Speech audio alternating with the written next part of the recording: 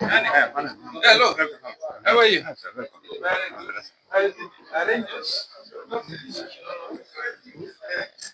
Well, yeah. Okay. Yes. Yeah.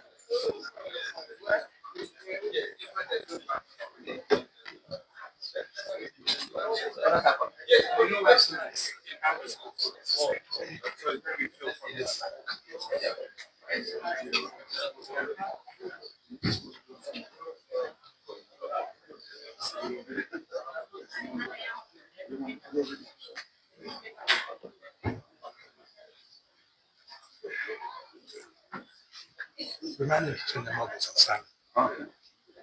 Hello, hello. Good morning, everyone. Everything set up? Gadget around, sound, everything tested.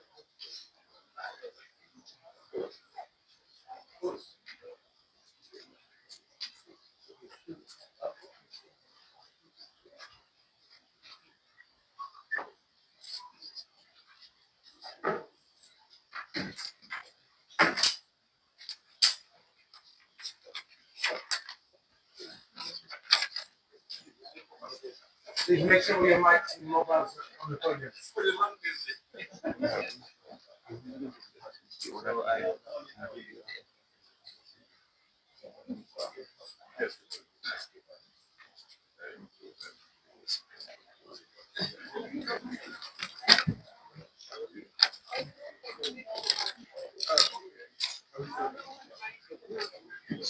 I put the 2 minutes here.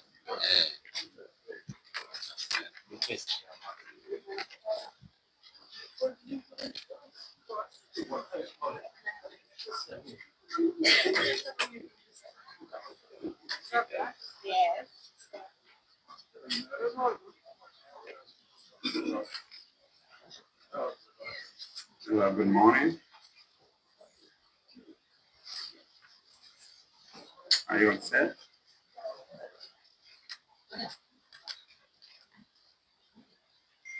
Good morning. I'd like to welcome you all with utmost humility and observance of all protocol. I welcome you to this Gambia government press conference. Guided and inspired by the words of our national anthem, for the Gambia, our homeland, we strive and work and pray. I request you, all of you for joining in praying in our respective ways.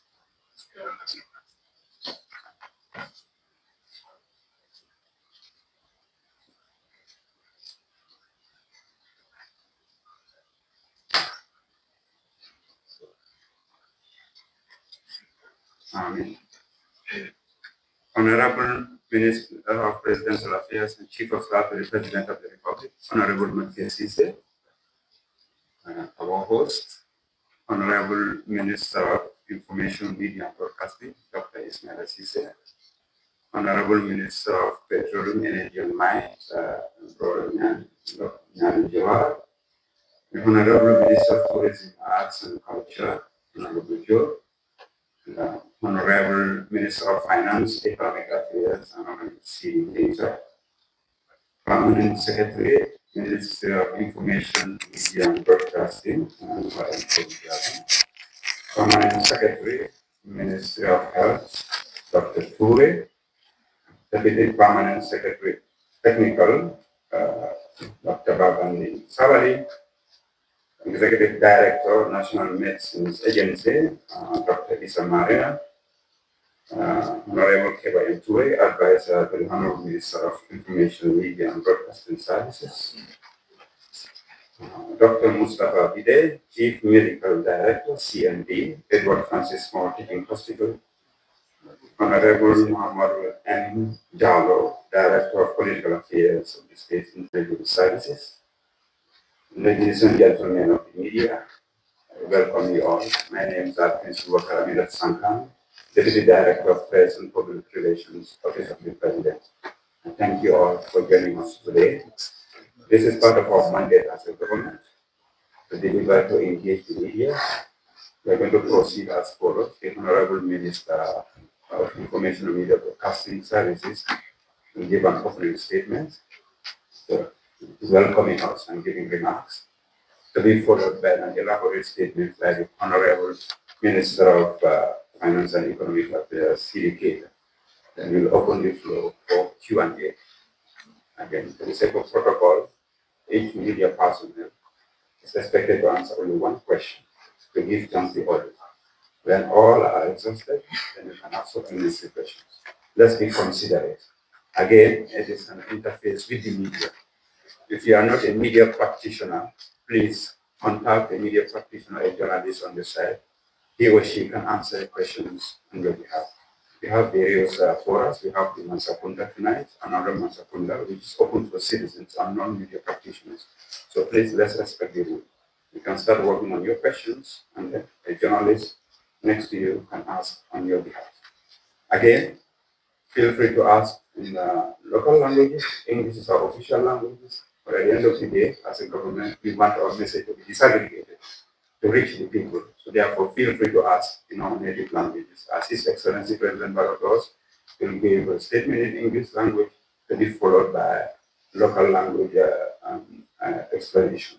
So we are going to follow that mantra. Summarize in English, elaborate in our national languages.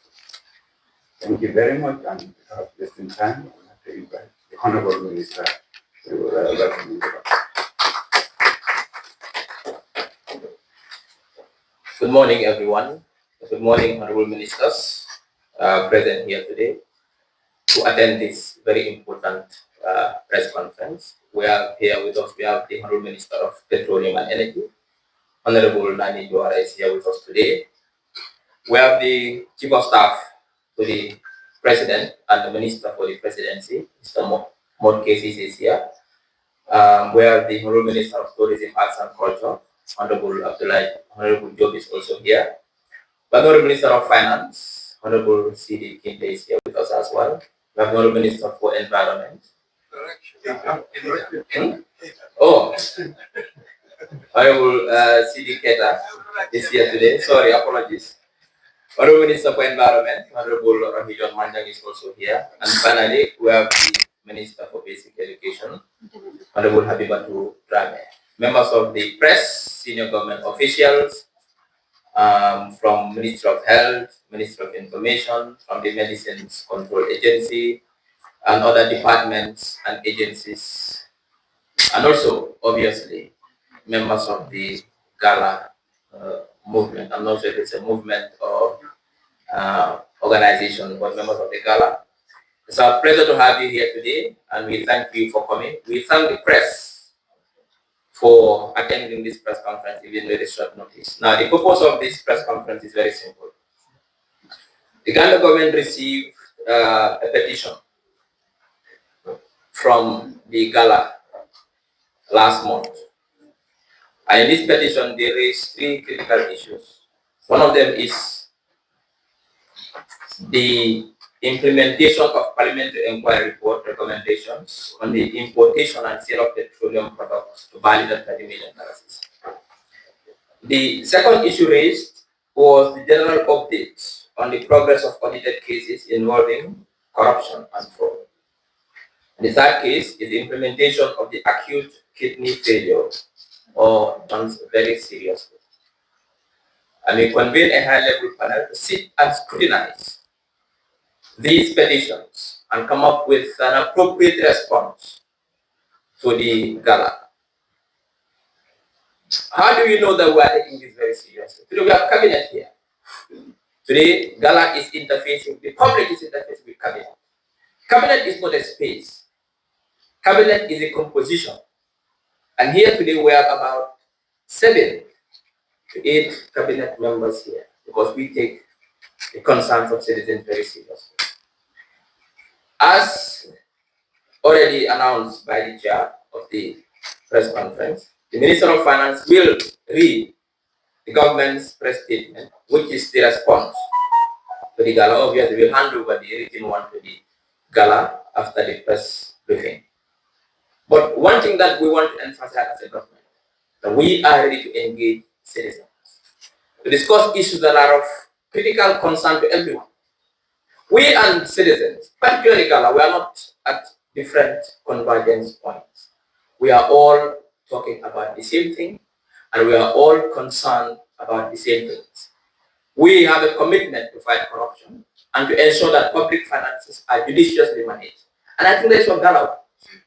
So let us engage rather than confront.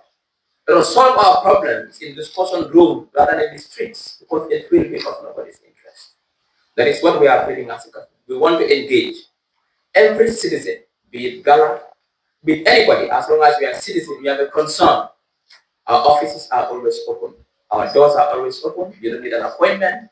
Come and let us sit and engage and discuss our issues and solve it in an amicable manner as expected in any civilized democracy. That is what we want. So I hope that this today will open a new chapter in our democratic journey that will focus and promote engagement rather than confrontation. That will focus on solving our problems in our offices, in meeting rooms, in conference rooms, rather than in the streets. I hope that we are closing that chapter now, and now we are moving to engagement. And I give this challenge to Gala and every citizen, every youth, that government is aware of your concerns, and government is ready to work with you to resolve these concerns. We'll open our doors for engagement, and I hope going forward, engagement will be the appropriate action we'll take in dealing with our collective issues. On that note, I'd like to end here, and I'd like to call on the Minister of Finance and Economic Affairs to come and read government's press statement in response to the Gala petitions. Thank you.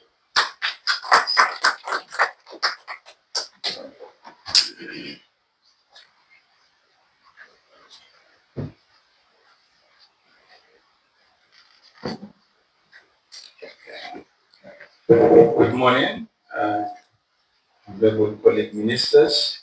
In the interest of time, I stand on existing protocols and the media fraternity, Gala members here present. Before I delve into the statement proper, I will just re-echo the statement of the Honorable Minister of Information to emphasize that this is not us versus them. It's a collective responsibility. The action that has been taken by Gala is in the furtherance of public service delivery and to enhance accountability. And your queries have been adequately attended to. There's almost half of cabinet here. And this is just a representation, but there was a lot of work that went into responding appropriately to the queries raised. I will indulge your patience because the questions deserve commensurate response, and the statement will be a bit prolongated, but that's just for the interest of time to emphasize the amount of work that went into this. And the statement is as follows. The government of the Gambia's reaction to the petition from the Gambia against looted assets relating to corruption cases, transparency and accountability in public financial management and governance reforms. We thank you for your presence and your continued interest in the country's progress towards transparency, accountability, and sound economic management. This press conference is organized on the heels of the peaceful protests staged by Gambians against looted assets on the 23rd of July 2025. And the government received the petition in good faith, and as a responsible and responsive government, we are alive to the call made by the citizen seeking to safeguard our shared resources, thereby call for public accountability and institutional integrity in the management of public resources. The Gala movement raised three issues to the government, and these are: one, implementation of the parliamentary inquiry report, recommendations on the importation and sale of petroleum products valued at $30 billion. Two, general update on the progress of audit cases involving corruption and fraud. Three, the implementation of the acute kidney failure panel investigation report. General remarks: since 2017, this administration of His Excellency Adam Barrow has pursued comprehensive governance reforms across the political, legal, and economic sectors, which have been designed to consolidate democracy, fight corruption, and modernize the management of public resources. The results are visible. Our Corruption Perception Index, as published by Transparency International, score has improved from a score of 30 out of 100 in 2017, at which point our ranking was 130 globally, to a score of 38 out of 100 in 2024, the latest, with a global ranking of 96, meaning we've moved like 34 points, countries out of 180. This significant improvement is supported by new legislation such as Anti-Corruption Act and the Access to Information Act. The government has also pursued the introduction of a new constitution and has empowered our accountability and governance institutions, which ensures the realization of the clamor for justice and accountability in our public spaces. And also, the World Bank does conduct annual, what they call, country portfolio and institutional assessment report. The report was just released July, and we have ranked 3.2. We have trailed above the sub-Saharan African average, and this is the highest rating the country has ever realized since the ranking has started. This is not just a number, but it will go on to even increase the resource envelope the government will have from not just the World Bank, but other multilateral partners like the ADB. These are there. And also another scorecard is the MCC Millennium Challenge Corporation, which has run Gambia, and our ranking, I think we are number 5 in Africa. These are just scope 1, but this can all be researched on the internet and verified from the public sources. Fellow Gambians, allow me to highlight some of the key reform agenda introduced by this administration in the public finance management. A new public finance management bill is being developed to replace the existing one to modernize budgeting, expenditure control, debt management, and fiscal reporting. The first cut of this bill has gone through cabinet, and comments are now being incorporated for it to be reintroduced to cabinet for more transmission to the National Assembly. Also, we have enacted a new State-Owned Enterprise Act in 2023 to oversee the parastatals and improve the corporate governance. The SOE Commission will also support the planned efforts to strengthen budgetary processes and supervision of SOEs. I think we have some early wins on these commissions' output. The combined losses of some of these state-owned enterprises as of 2024 was about $2 billion in losses. As of June, the combined loss has been reduced by 50% and is now $1 billion. And we are on progress to transform these SOEs. I'm sure you are aware of the sanctions being imposed on some of the agencies. Some of them means pay cuts. For some, it requires travel ban for the chief executives.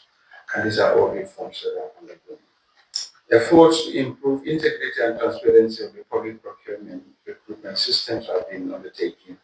A new Public Procurement Act, GPPA, has been adopted and supported by a rollout of an e-procurement platform shortly to reduce corruption risks, shorten procurement cycles, and enhance competition.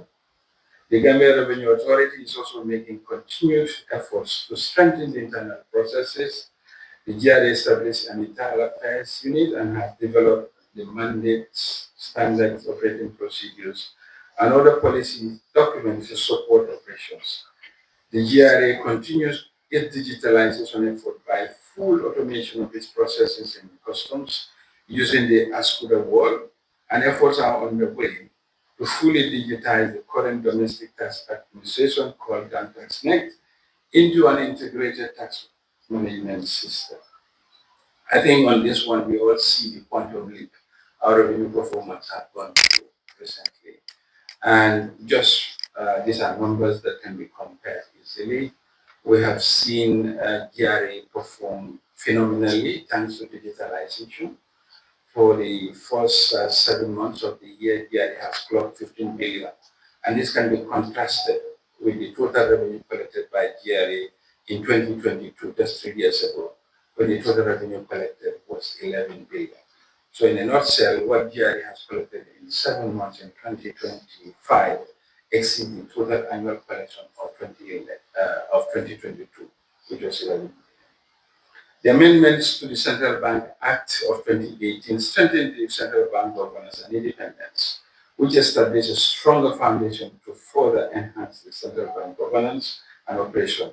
A new banking bill has been drafted to modernize supervision, strengthen prudential standards, and improve risk management in the financial sector.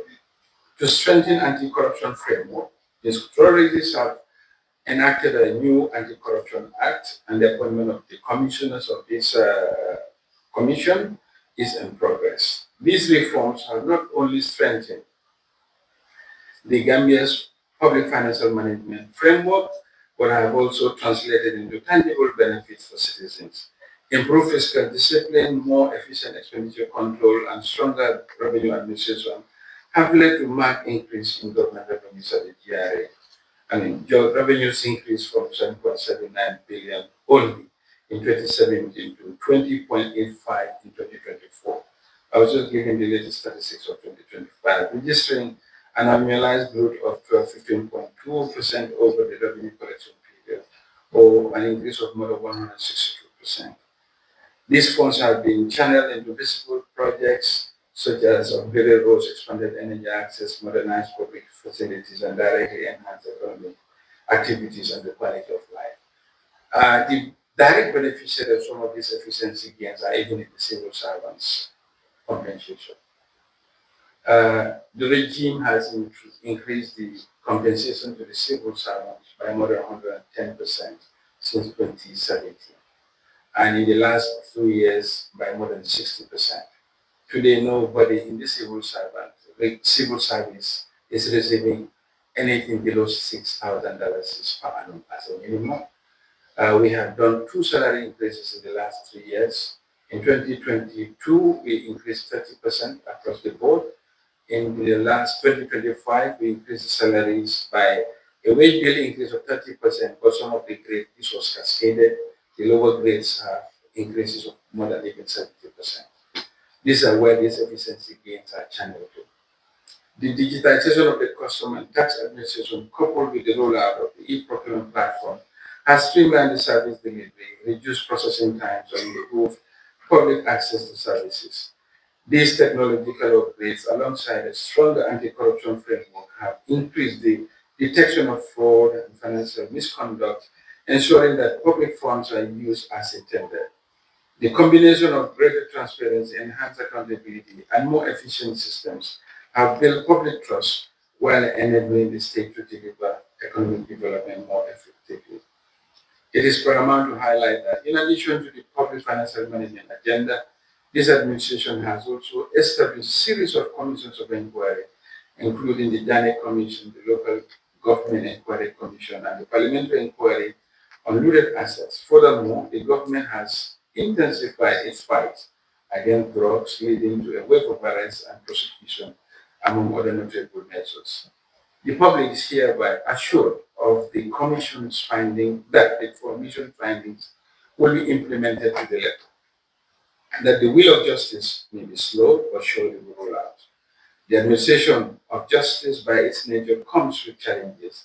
It is said that justice delayed is justice denied, but due care must be made to ensure innocent citizens' rights are not infringed in the process. Addressing the parliamentary inquiry on the importation and sale of the petroleum products worth $30 million, the government has submitted its response to the Parliament, while noting the inquiry's conclusion that substantive allegations of bribery, money laundering, and tax evasion on the sale of petroleum product worth 36 million tons, valued at $30 million, could not be established. This was the conclusion of the inquiry. The key 4 primary bases of the inquiry, it was established, were not found. The government acknowledged the additional comment that the parliamentary inquiry produced. and regulations related to serious governance. These are like issues of governance and administrative issues were highlighted as additional output of the inquiry. The government acknowledges the inquiry's revelation related to serious governance and regulatory failures, pervasive non-compliance and financial, tax and corporate laws, and troubling disregard to due process by both public institutions and private entities involved in the transaction.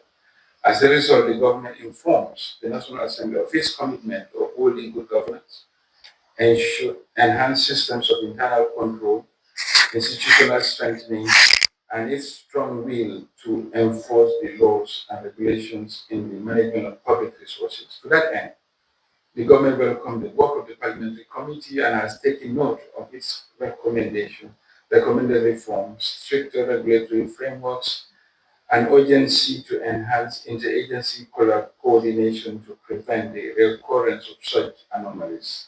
As such, the government is committed to take decisive actions towards addressing identified anomalies as identified in the report. Bearing in mind that the inquiry started with the report of suspicious transaction report flagged by the Financial Intelligence Unit, which was followed through by the FIU investigation investigating anti-money laundering and financial crimes related to the transaction. The FIU investigation had then was shared with the police and the central bank for further investigation. Both the police and the central bank conducted investigations and reached inconclusive findings to the effect that the fundamental question in respect of source identification of funds came from oil proceeds. Notwithstanding, the transaction itself was clouded with suspicion given the relationship between the entities involved, for which a closer scrutiny would have discovered some regulatory breaches. To that effect, the government is implementing recommendations made in the report such as follows: that the Ministry of Petroleum and Energy has restored the sole regulatory authority for overland petroleum imports to Pura since the 4th of July 2024, restoring regulatory coherence and institutional integrity. This corrective action reflects the commitment of both the Ministry of Petroleum and Pura in upholding regulatory best practice. Pura is actively reviewing the enforcement regulations to bring them in line with international best practice. The authority aims to finalize and adopt revised enforcement regulations alongside updated petroleum licensing guidelines by December 2025. The central bank has sanctioned two commercial banks following the inspection prompted by the FIU intelligence report and is conducting a special audit of foreign currency transactions and sub-accounts managed by third parties to ensure that no such arrangement exists in the banking sector for the perpetration of illicit transactions. The GRA has issued best of judgment assessment to the two non-compliant petroleum companies, that is Creed Energy and Ultimate Bait Limited, in the sums of $8,576,716 and $12,296,923, respectively, and instituted a recovery process to ensure that they comply with the tax obligation. Recognizing the critical importance of a nationally accredited petroleum laboratory in safeguarding the product quality, environmental safety, and consumer protection, the government of the Gambia has entered into an agreement with SIPA for the construction and equipping of a state-of-the-art petroleum testing laboratory under the auspices of the Gambia Standards Bureau. These initiatives represent a major step towards addressing petroleum quality assurance and aligns with broader national efforts to strengthen the petroleum sector infrastructure. Furthermore, the government also accepted the recommendation for further investigations and referred this to the relevant authorities for follow-up actions. This includes an independent criminal investigation should be conducted by the police into the conflict of interest and breach of fiduciary duties by the General Manager of Gam Petroleum. Pura Gambia Competition Commission should also conduct an audit exercise as regards the fairness in allocation of ullage between January to December 2023 by Gambia Petroleum and the report of the National Assembly within 60 days. It is important to note that by the time Apodi came into the country, oil missions were not coming to Gambia Petroleum for a protracted period, approximately more than 2 months, mainly because the traditional traders, Goza, Trafigura, and others had stopped bringing products to the Gambia since the missing stock saga of October 2021. The new management started negotiating with Trafigura since the assumption of duties by the new MD, that is Trafigura, and Trafigura resumed operations after being convinced of the positive changes in the depot and then signing a storage agreement with Gam Petroleum around the 4th of May 2023, and they applied for haulage of 5,000 metric tons ago and 5,000 metric ton PMS with an ETA expected time of arrival of mid-May, which was extended towards the end of May. By that time, Appointee had also come and they were allocated haulage of 14,500 metric tons. For this space to have been there, logically proof that there was little activity in the depot. The Attorney General and Minister of Justice should constitute a panel to further investigate the conduct of concerned officers in the investigation into the report of the Financial Intelligence Unit and report to the National Assembly within 90 days of tabling this report. The committee recommends that the Attorney General and Minister of Justice constitute a special independent panel to investigate the procedure adopted by the police in investigating the STR against Mr. Orimos and the report to the National Assembly within 90 days of tabling this report. That the Attorney General initiate criminal investigation into Mr. Orimos and related parties for potential money laundering and financial crimes. In addition to these measures, the government is also addressing several ongoing cases of suspected fraud across the public institutions. And what we will do here is to just identify the case and synopsis of what the cases entail. There were 8 of them. Case 1, that is the state versus Balakande, Omar Sise, and Momolani Jet. The details of this case is the case involved senior government officials, a former permanent secretary of Ministry of Health and a former program manager, National Malaria Control Program. They are charged with the offense of official corruption, economic crime, and other fraud-related charges.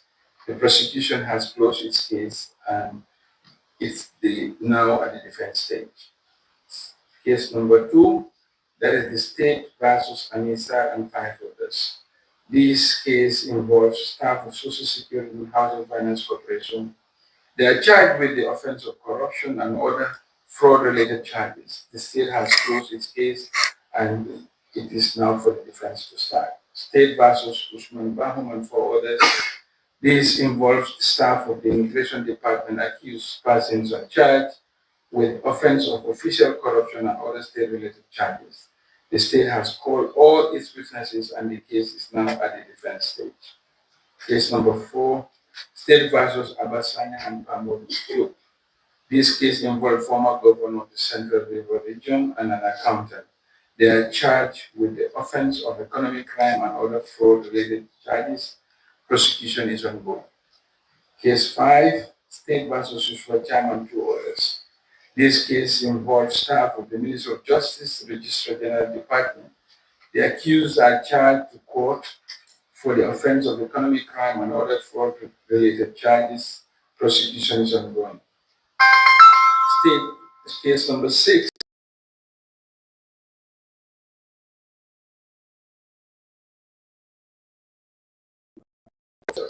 They are charged with forgery and other related offenses. The case is ongoing at the prosecution stage. 8.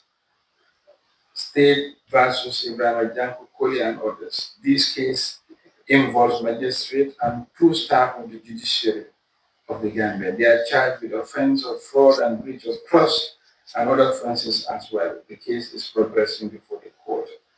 Case number 8, State versus Bubakar SM Jobate. The case is against the former director of protocol funds Affairs. He's been charged with fraud related to offenses in connection to diplomatic passport scam. Prosecution has been concluded, now awaiting judgment. Case number, I said 8, but actually the total number of cases is 13. I are on the number of cases at the beginning. Number 9, State versus Mansa Sumare and Ibrahim Assani. This case involves a protocol officer at the Office of Foreign Affairs and a driver at the State House. They are standing trial on fraud-related charges concerning diplomatic passports scam. The case has been concluded and now awaiting judgment. State versus Lamin Banda. The case is a police commissioner. He is charged with the offense of theft. The case is still ongoing before the court. 11. State versus Children Ocham and Babu. Second. The accused staff persons are NOIC officials. They are being charged with the offense of official corruption. The case is progressing before the courts. 12. State versus Usman Jame. Usman Jame of GNPC, a competent and was on duty in Grocery Petrol Station in December 2022. In the middle of the night, he allegedly absconded with 1,162,607, which was the total sales for the day. Mr. Jame appeared in court recently and was charged with theft under Section 233 of the Criminal Offence Act 2025. Case 13, State versus Ibrahim Akrubali, GNPC Bantam Station. Ibrahim Akrubali was the supervisor and was suspected of stealing through official strategies in the past. He was suspended and the case is still pending internally. They are still waiting for legal advice on the next steps. Additionally, these are all in public discourse to put in the public media of the action taken by the government in addressing matters of corruption and financial malpractice. Additionally, with respect to the alleged fraud cases at the GPA, that is unique between the periods of January 1, 2019 to 31st of December 2021, involving 9 staff members of the authority, alongside possible accomplices, including consignees and clearing agents. The police initially submitted a report to the Ministry of Justice for legal guidance. The ministry subsequently returned the file to the police, requesting further inquiry into specific matters requiring greater clarity. Following this directive, the police have since concluded their investigation in full and resubmitted a final report to the Ministry of Justice for legal opinion. It is worth underscoring that the entire process was first set in motion by a whistleblower within GPA, prompting the authority to undertake its own criminal review before ultimately referring the case to the police for a comprehensive investigation. Meanwhile, the board has sanctioned that the GPA staff adversely mentioned in the police report are placed on administrative leave pending further actions. The suspects that were investigated by the police include Rakiba Bindasala, Kumbasa, Sohna Bojan, and Yan Dembenga. Moreover, with respect to the alleged fraud case at the GPPC, in the light of the allegation made by the board chair regarding the suspected fraudulent procurement practices attributed to the managing director, the SOE Commission acted swiftly by placing the managing director on administrative leave and mandating the National Audit Office to conduct a thorough investigation into the matter. The National Audit Office inquiry is presently underway, and the government will determine the course of action regarding the managing director's tenure upon receipt of the final investigation. And another matter that's not captured in the report proper is the investigation at the Social Development Fund. The audit report has been concluded, and both the managing director and the finance director have been sent on leave, and the Ministry of Finance is taking the necessary remedial action. Disciplinary investigation conducted by the PSC and the PMO. Section 28 of the PSC regulations mandates the Public Service Commission as the sole responsible authority in all matters concerning the disciplinary control of the public servants, except for public officers whose disciplinary control have been delegated. When such reports are received, the Chairman of Public Service Commission, in accordance with Section 53 thereof, may constitute an investigating committee.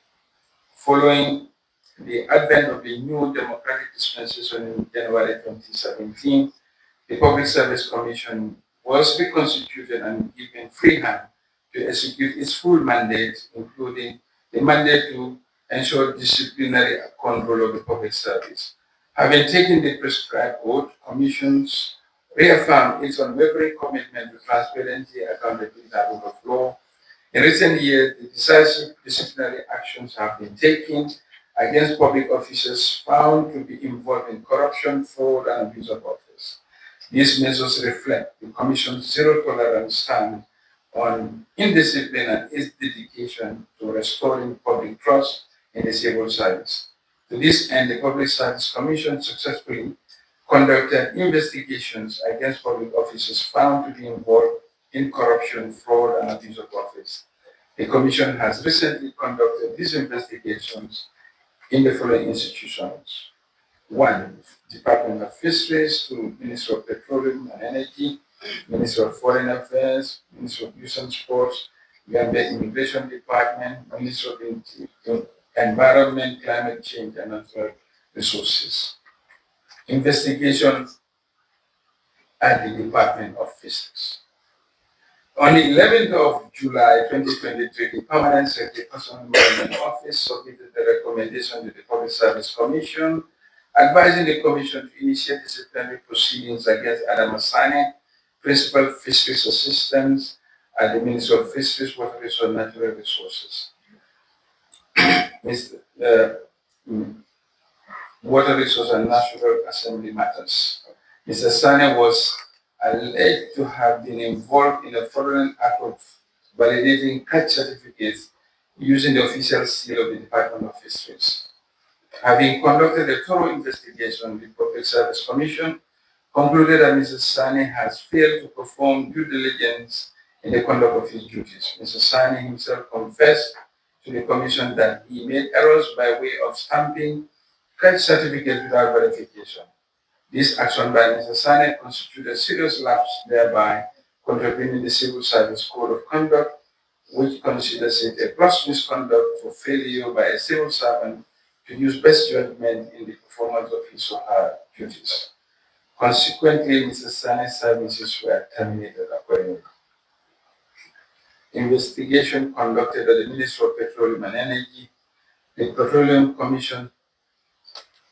The Public Service Commission received a memo from the Office of the President via letter reference BCQ 59/251 dated 3rd April 2023 from the Ministry of Petroleum and Energy, alleging that Mr. Mundaga Sala, Permanent Secretary of the Ministry, at the said ministry impersonated Pa Modusar, advisor to the Honorable Minister, and fraudulently registered two individuals as official nominees of the government to attend the Africa Energy Summit in London from 16th to the 18th of May 2023.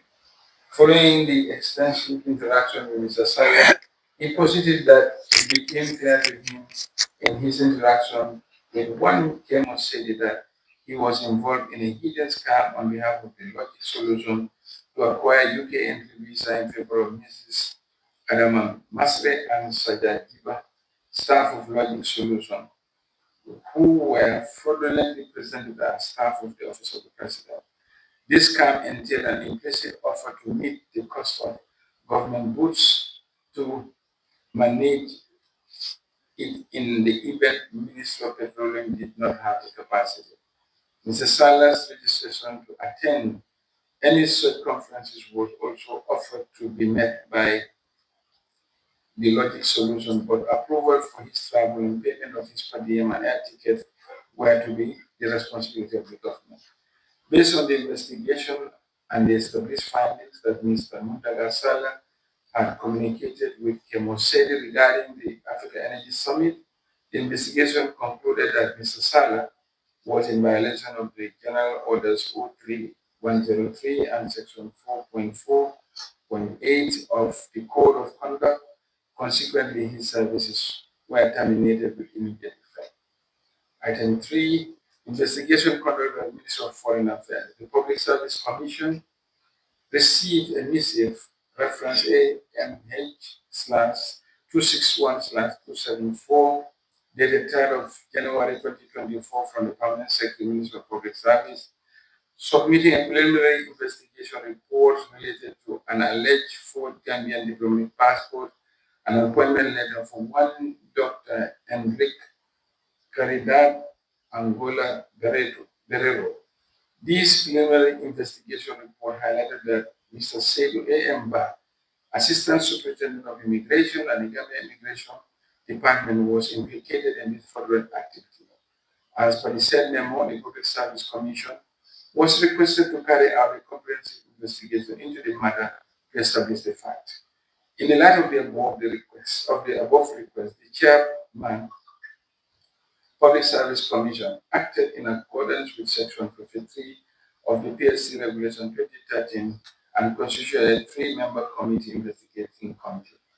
Following a thorough investigation into the issue, Mr. Seydou A. Mba confessed that he facilitated the production of both the police report and an affidavit, which are prerequisites for the creation of the forged diplomatic passport, as well as his failure to inform the relevant authorities after it became clear to him that the whole scheme was a scam.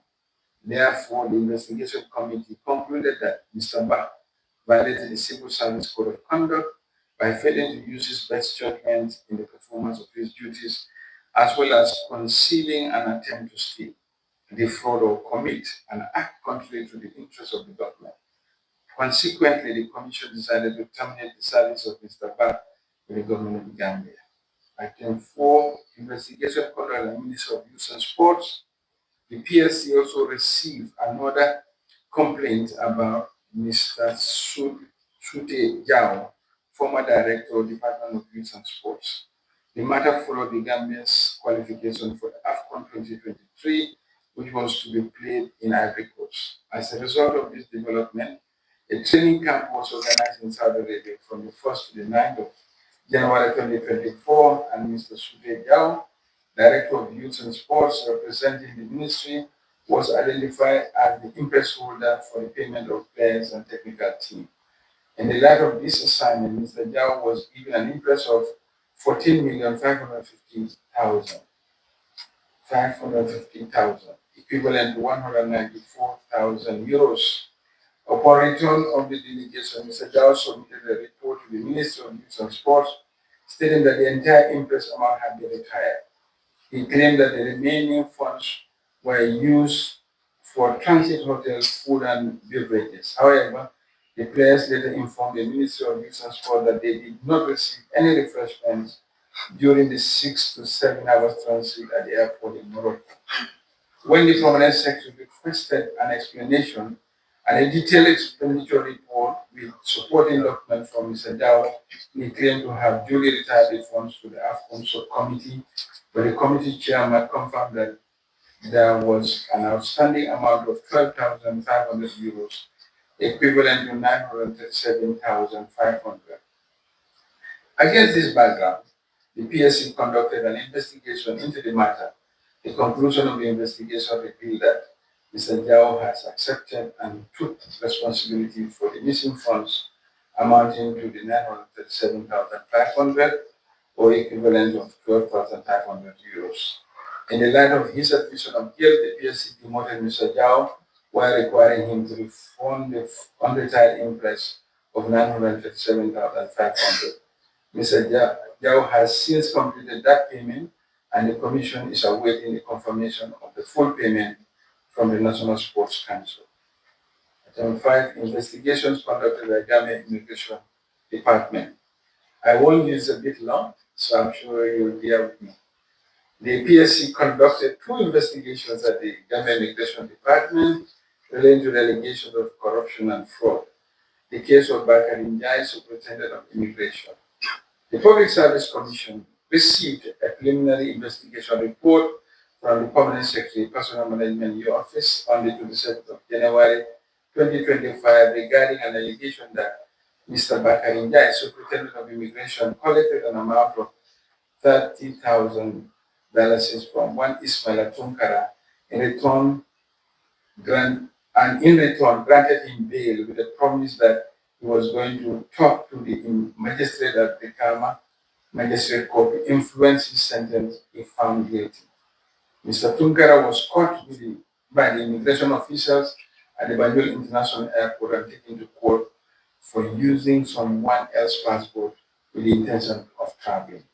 The investigation concluded that Superintendent Bakari Njai took the monies but was compelled to return the monies to the rightful owner through the intervention of the Gambia Immigration Department senior management at the Banjul International Airport. In the light of the foregoing, PSC concluded that the action of Superintendent Bakari Njai constituted a gross misconduct and the Commission therefore approved the termination of his service accordingly. The case of Musa D. Sanyang, Deputy Superintendent of Immigration. The PSC conducted an investigation into the allegation of issuance of machine readable passport to one member Drame. At the conclusion of the investigation, it was concluded that Deputy Superintendent Musa D. Sanyang was the person who facilitated the issuance of non-biometric passport to member Drame after jumping bail and fleeing the country. He was thus found to have failed to exercise due diligence given his capacity as the systems administrator. In view of the findings and conclusion, the PSC decided to dismiss Deputy Superintendent Musa D. Sanyang from services of the Gambia government on the grounds of his fraudulent conduct. 6. Investigation conducted at the Ministry of Environment, Climate Change and Natural Resources. At the Ministry of Environment, Climate Change and Natural Resources, the Commission received a complaint about one Mr. Lamin Bajo, the Regional Forestry Officer at Lower River Region. At the conclusion of the investigation, it was established that Mr. Bajo had failed to obey the instruction given by the Honorable Minister to allow the disposal process to proceed, thereby leading to the disappearance of the two illegally felled mahogany trees in Kaya village, thereby causing an economic loss to the state to the tune of $40,000. In the light of the above conclusions and given that Mr. Bayo had violated the Code of Conduct of the Civil Service, the Commission decided to terminate his service with the government of the Gambia. In addition to the above, the Commission has recently dealt with a number of other disciplinary cases involving public servants, some of which resulted in such disciplinary actions as demotions, reprimand, redeployment, and compulsory retirement. Investigations into the following cases have been completed, and the case files have been transmitted to the Attorney General Chambers for legal review, advice, and possible prosecution. Banjul City Council, Gambia Ports Authority, Brikama District Hospital, Gambia International Airlines, Sub-Saharan Africa, Women's Empowerment and Demographic Dividend Plus, Straight Plus Project, Independent Electoral Commission, City Link EU Project, Austin Project, Central Bank of the Gambia Investigation, COVID-19 Investigation Phase 1, Procurement and Distribution of Food and Medical Items, COVID-19 Investigation Phase 2, Payments to Tourism Workers and Tourism Institutions and Media Relief Support Package. The post-audit police investigation into the following cases are ongoing. 1. Edward Francis Small Teaching Hospital, suspicious transaction report on SDF, which I reported earlier, audit has been concluded. GT Board, Ecotourism and Contractual Issues, COVID-19, Audit Investigation Phase 2, Payments to the frontline workers, and the distribution of medical items outside the Greater Banjul area. While these investigative actions demonstrate the government's determination to ensure accountability in all spheres of public service, we recognize the delay in completing the investigation and will endeavor to support our accountability institutions to improve on the delivery of service to enhance speedy justice. As I have just told you, one of them was concluded. So, in a nutshell, this is the first response, the first of the two of the first response that Gala has requested, and we have given a very elaborate description of the course of action government has taken. Now we will go on to the third element, which is the petition on the AKI acute kidney injury to His Excellency the President of the Republic by Gala. The Gambia experienced terrible tragedy of the case of the contaminated syrup imported into the country in 2022. The death of several children was registered due to the consumption of the Indian manufactured syrups, which caused acute kidney injuries. The president took a swift action and authorized the suspension of the license of the importer and the pharmacy, that is Atlantic Pharmacy, and through the Medical Control Agency, further blacklisted the Indian drug manufacturer, Made in Pharmaceuticals, and banned all its products on the Gambian market. Additionally, the president further directed that the government work with the government of India to bring about justice to the victims of this heinous crime. His Excellency further instructed that the suspected pharmacy owner and importer of the syrups into the country, as well as senior officers of the Medicine Control Agency, be arrested and investigated.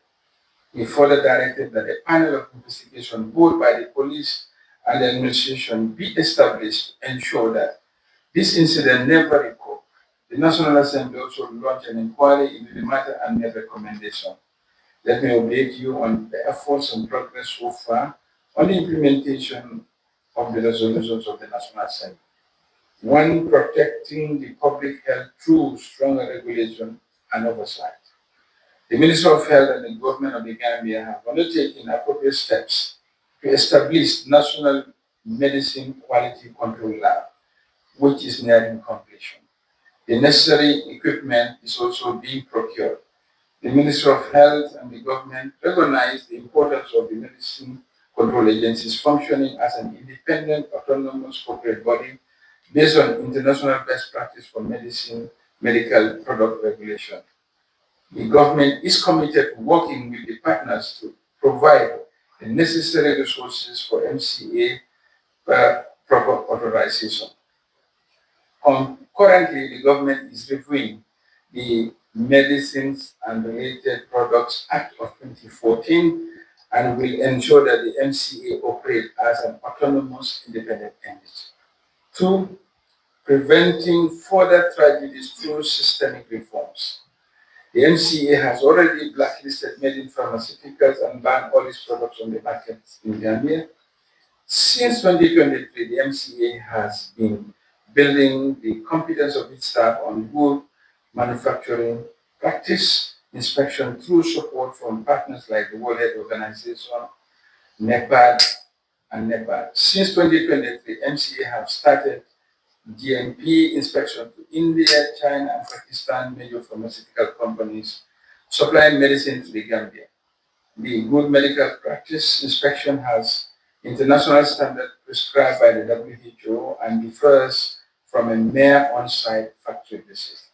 MCA is fully implementing the registration of medicines and related products across the board, including products from the Ministry of Health, the mandatory legal requirement for registering all medical products as recommended by the National Assembly Select Committee on AKI report.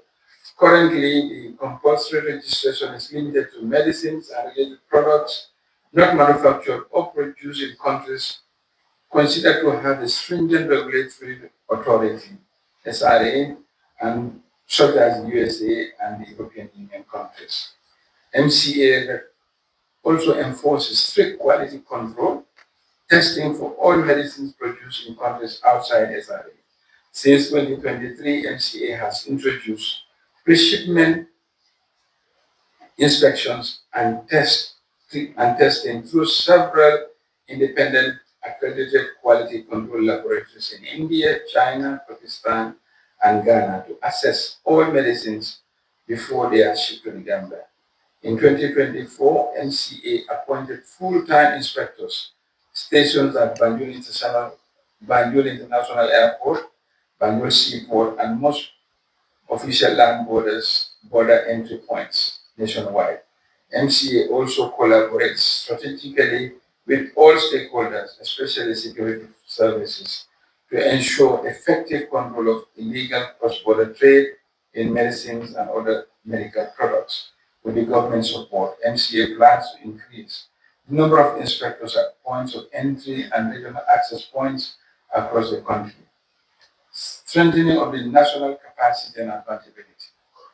The government has established a school of pharmacy under the University of the Gambia and has conducted admission for the first batch of students for 2025 academic year. The Pharmacy Council of the Gambia is regarded as a very important health regulatory body, and the Ministry of Health and the government, through the current review of the Pharmacy Council Act of 2024, will ensure that it is adequately empowered and independent for its effective and efficient operations. Legislative process is initiated for the introduction of a mandatory real-time digital traceability system for all pharmaceutical outlets across both the private and public sectors. Once enacted, a track and trace system will be in place from the manufacturer throughout the supply chain to the consumer. If that comes through, I think the issue of missed drugs or inavailability of drugs in our public facilities will be significantly reduced. Justice, compensation, and the healing for victims and families. The case is currently before the courts, and the court's ruling will determine the government further action regarding justice, compensation, and the healing of victims of the families. The government is working with the Indian authorities to file a case against the Indian pharmaceutical firm that exported the killer syrup to the Gambia. Legislative reforms and institutional oversight.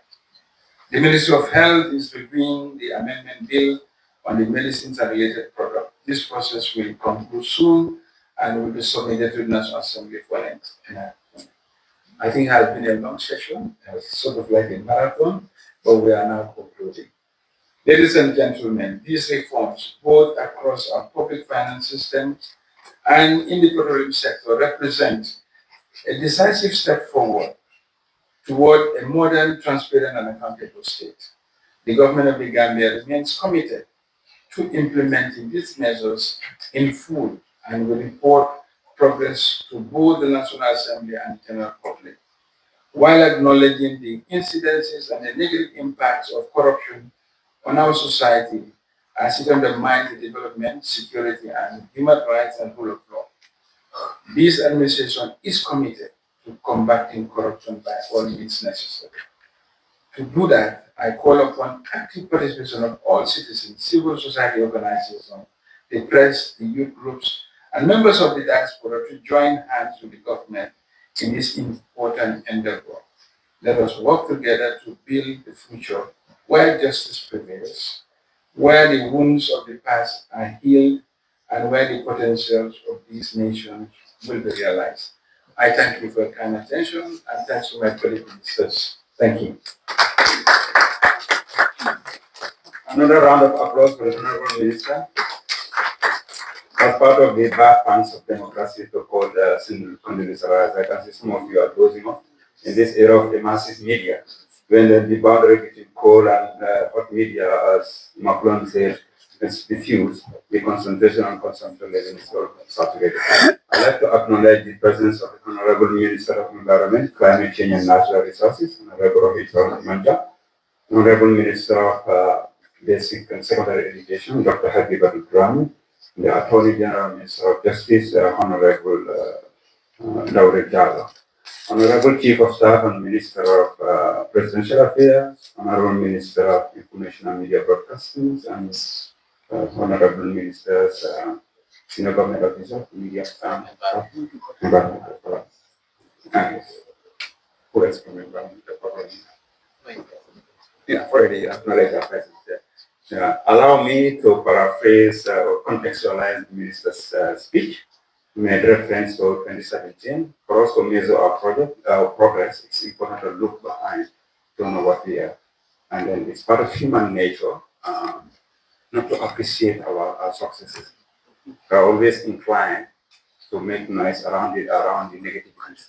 It's part of human nature. But as people of faith, we take wisdom from the Quranic word, which says, Surah Al-Ma'arij, Inna l-insana khuluqin haluwin, Iza masawlu sabru jazwa, wa iza masawlu ghayr manuwa. From before 2017, it was Sabru Jazwa, all the noise about the hardship, depression. But since 2017, under the leadership of President Barrow, it has been easy, ghayr manuwa. But all the achievements that the minister has highlighted are not being given due attention because it's part of human nature. However, as we move to answering questions, we have to understand as we are guided to always be steadfast in our testimony. And government has been steadfast in our commitment to democracy, in our commitment to dialogue, as clearly elaborated here, in our commitment to credibility, consistency, and clarity. And that, with these words, I would like to open the floor. It's going to go as follows. Fatmata, the Communication and Research Minister of Information, Media and Broadcasting Services, will be assisted by Aisat. Fatmata is on the right-hand side. Aisat will be around. Feel free to ask questions in our national language. One question at a time. Your name, media organization, and then you raise your hand. And after, we are going to continue interacting. So I'm sure that you'll all follow the rules. There might be one or two aberrations, but at the end of the day. Okay, I didn't want to, because I know that other outstanding. Okay. First of all, thank you. My name is Yusuf Taylor, journalist for Askan Media, Gambian citizen, and a spokesperson for Gonzalo. I just wanted to clarify, because in your press invitation, you said it's open for the media and members of Gala. And now you're saying almost something different. And I think the minister was actually saying that it's open for Gala. And it is this particular engagement. Yes, they're here. So they're also free to ask questions because I think you were. Gala is invited. We go by the spirit of the matter. And at the end of the day, if there are some professional questions, I mean, you are journalist, Gala. I mean, you can ask on behalf of Gala. Yes, but anyway, no? It's okay. How do you allow them to ask? Okay, they are invited here. Only one person, we wrote about seven. Kumar Saibo Kamara. Okay. All right. Okay. I just wanted to make that clear because I saw that. No, we go by the content of the letter. Okay, that will guide us. Okay. So basically, I have a series of questions, but since I'll allow some colleagues an opportunity. Yes. So, first of all, thank you very much for organizing this conference. My first question goes to the heart of, I think, the repeated engagement, which is trust, to build public trust. And you did say that the youth should, or the Gala, should take from the streets and come to the conference room so that they can engage in meaningful dialogue. I think that would be good. But how can that take place whilst 23 youth are currently, you could say, being incarcerated or still going to jail? They are still charged with this, which we know the police is, of course, under the executive branch. This government really serious about building public trust with the intent? Are they ready to drop those charges so they could go into that conference room with open minds and have a real open dialogue? Or are you just saying that? I do have lots of questions. So I'll come back one at a time. Let's give time for others. The chief of staff.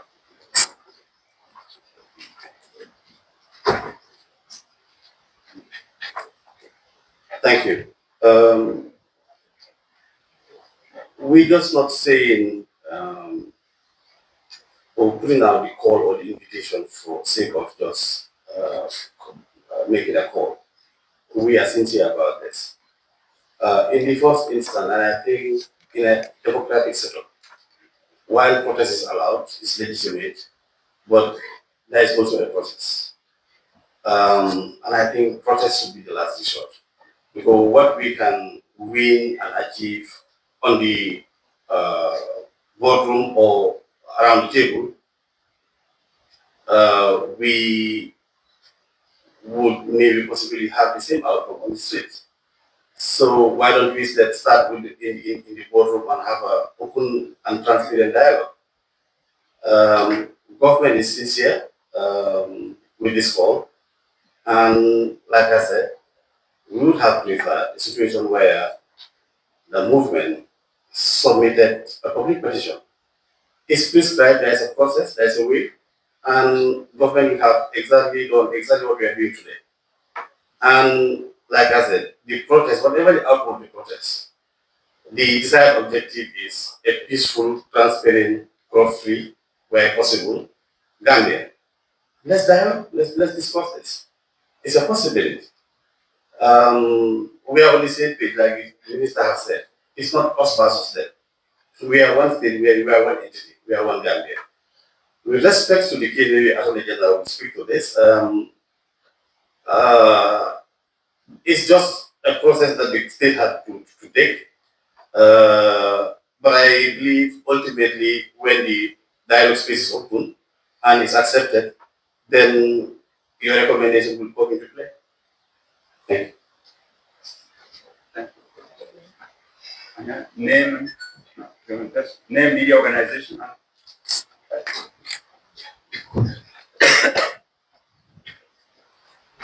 Thank you.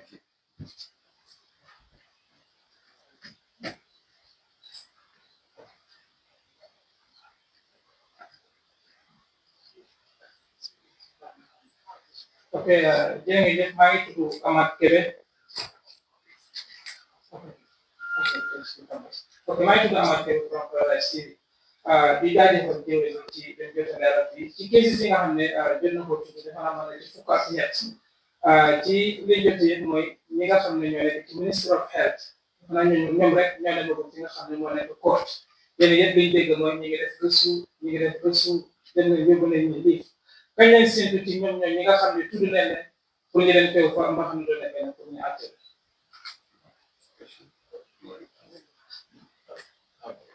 Madam Sir Justice, feel free to answer in Wolof or in other language.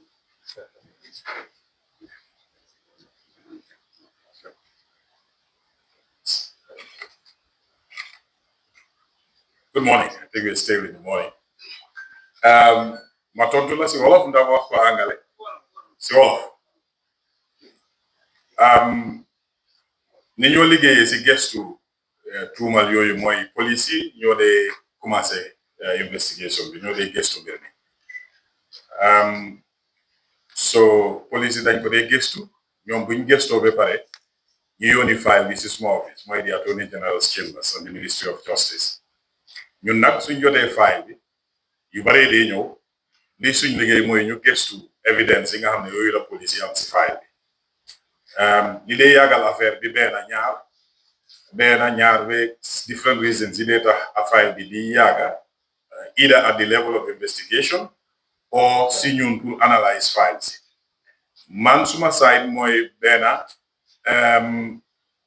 pour gestu evidence ba nga am enough evidence buy support alleged charges yi sometimes daf dey jël time because every evidence bu police yi def si biir file including su fekkee ne audit la lii yëpp danga ko war a gestu bu baax a baax because am nañu lot of experience bi nga xam ne dañ dee yàkkamte ñu dem si court bi ñu lose case bi either because amuñ sufficient evidence nag dafa war a doy su ma ko wax si angale sufficiency bi dafa nekk in quantity ak quality suñ amul enough evidence liñ dee def mooy ne dañ dee delloo file bu baax si police bi ñu wax leen fuñ yaakaar ne foofu la gap si nekk then ñu def further investigation so some of these cases yi nga xam ne ñu ngi leen a laajte su fekkee ne seet nañ trafic bi dinañ gis ne dem nañ si police yi ñëw na justice dellu na police ñëw na si ñun because anytime suñ gestoo file bi suñ gisee gaps dañ ko dee send back to the police ñu wax leen ne there are gaps ñu delluwaat gestu port authority file bi si la bokka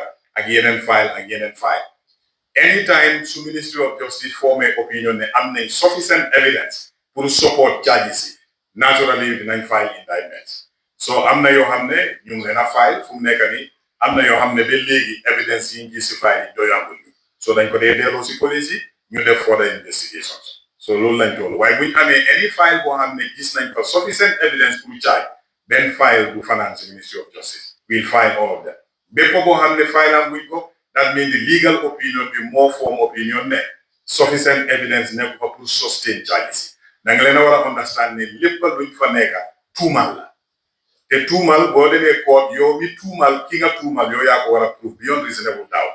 These are criminal charges. It's not just proof, but you have to prove beyond reasonable doubt. So when we don't have sufficient evidence, we don't go to court. There is no attempt on the side of the Ministry of Justice or the state to cover or protect anybody.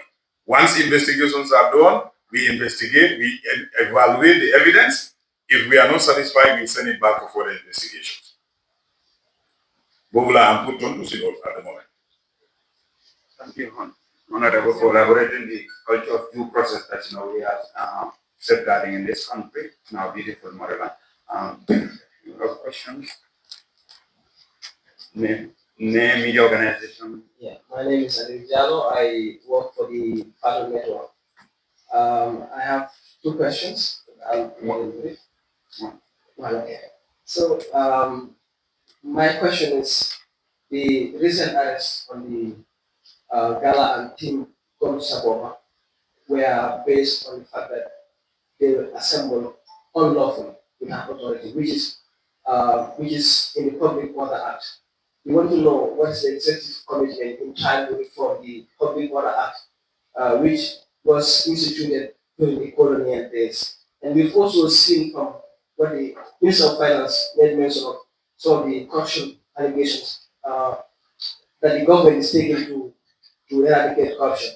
We've seen people with $30,000 be dismissed from their public spaces, and we've cited a case involving $950,000. The individual was just demoted and allowed to pay. Isn't that selective justice in the way you administer justice? Thank you. Two questions. One question. What is the Public Order Act? What are the other parameters? And then And the other one is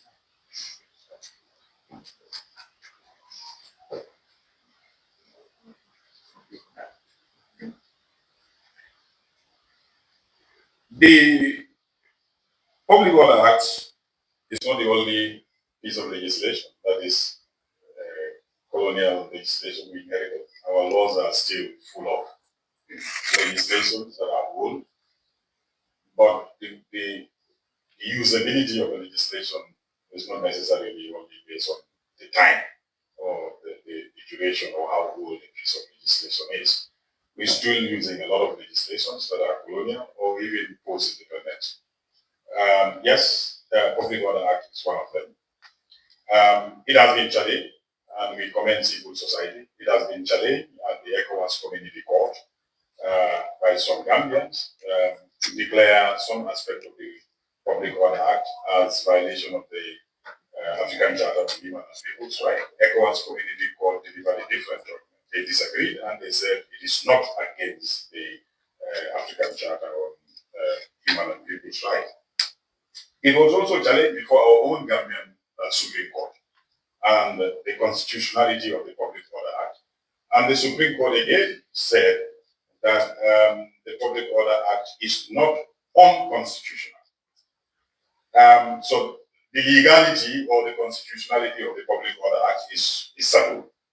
Now, whether we want to maintain it in our laws or we want to remove it, this is an ongoing dialogue, and government is free to engage with this discussion. That's what I can say at this stage.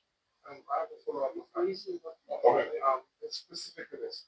This government, since 2017, you said there has been a lot of reforms. When this government... Wait, I give you a mic. Sorry about that. I have a follow-up on this specific question. This government came since 2017, and one of the promises was exactly this public order. One of the promises was exactly to repeal and reform bad laws like this Public Order Act that have been used, weaponized by the security forces, leading to the death of Solo Sending. All right? This is a very dangerous step in that regard. So, the government of President Adam since 2017 made some of these promises, coalition. Not only that, the TRRC has come out with recommendations for this government to review and address this Public Order Act. Your government, under you, wrote the white paper and said you promised that you would look at it and review it. What do you say now? I mean, you need to tell Gambians something because it could lead to a state of national security in this country. Just take it easy. The legislative reform agenda of this government is huge. And those of you who follow the developments in the National Assembly will see the volume of legislations that have been submitted every session in the National Assembly. So we have a very ambitious legislative reform agenda, but this is a process. So it's an ongoing. The other question is not answered. Which one? No, somebody will answer that. I was just dealing with the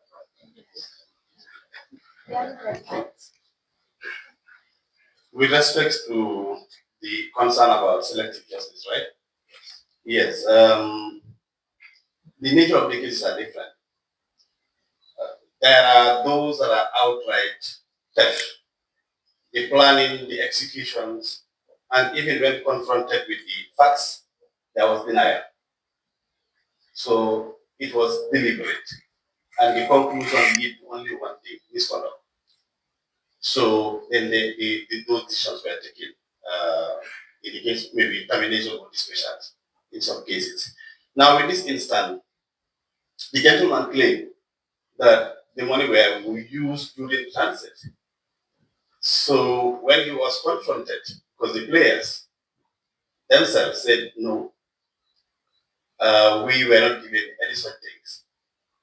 But he plus few other testimonies that suggest that he might have used some, but the commission did not believe it. So it was a lie as far as the commission was concerned. Now, this was an interest. So he hadn't planned to steal. It was a legitimate money given for specific purpose. He conducted the purpose, but in the process also lie about it. Okay, the intent might have been there. But again, like I said, he did indicate that he had used some of the money.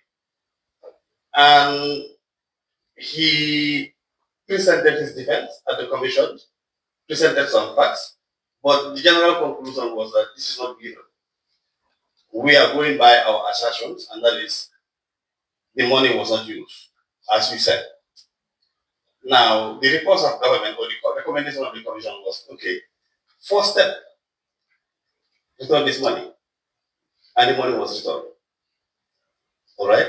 So, and then what is the consequence? Next step, then they recommended for demotion, and that was also done. Now, again, if in the case still being reviewed, but at the moment that is where the case is. The primary objective of government was to recover every of the funds, and that was done. But looking at the magnitude of the two opposite amounts in the two cases here, this could be considered as selective justice, given the fact that probably the man in question might be close to the government. 30,000 dollars to 950,000 dollars. You made mention of the intention to lie, he already lied. And somebody who just collected 30,000 dollars. It doesn't make logic to actually terminate his services and leaving the other person to pay. Couldn't that strategy also be applied on the other person to also recover? Because 30,000 dollars might take him probably just a month also. Thank you for that. I think where you are getting it wrong is you're looking at the figures. You're looking at the circumstances itself. That's the fact. Every case is unique. Every case, you look at the circumstances. And you weigh the circumstances in terms of intent, there are so many checks. It's not the amount you only take. You have to focus on 99730. No. That is not the way law works. That is not the way justice works. But that is the intent is already there for No, what I'm saying is that you need to understand the particulars of the case itself. You don't look at the figures. Don't look at the figures. Even if you go to the criminal justice system, two people will commit the same crime. They'll free one and they'll convict one. So that's not the way justice works. Thank you. Thank you. And I think the cases are in public domain. You can read and then make your own independent comparative analysis. It's better than perception and assumptions. Now we go to the other side. All right. Okay. Yeah, it's not waiting. It's not. Okay. All right, thank you very much. Good morning, honorable ministers and everyone here present. So first, Gala will do a response after we receive the statement officially, and will also raise questions. But quickly for clarification, first, I just want to clarify that the honorable minister of justice said the Public Order Act is constitutional, yes, but it's not aligning with the best practices. So we clear that. No, just a clarification. Okay. Yeah, I'll ask questions. I'm setting a perimeter just to say that it can be constitutional, but not aligning with best practice, especially human rights practice, so we can get people of it if it is constitutional. My first question reads: the statement you said the president have ordered for arrest and prosecution of perpetrators in the AKI. This is 2022. How far with the arrest and prosecution? Who are the individual, and how far is that going? We want specifics so that we are clear in what we do. Two, the two ministers and the director of Gas Petroleum that are involved in the petroleum saga. I'm sure the investigation goes on. We should start setting penalties before investigations end, otherwise delay for justice will always happen. What is happening to them? They are still in cabinet and the DG is still in Gas Petroleum.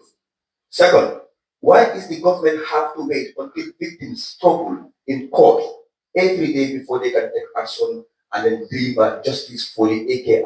The government should have not wait for the court. If we went to the court because justice was delayed, justice could have been done before struggling in the courts. Thank you. The rest, Gala will respond. Thank you.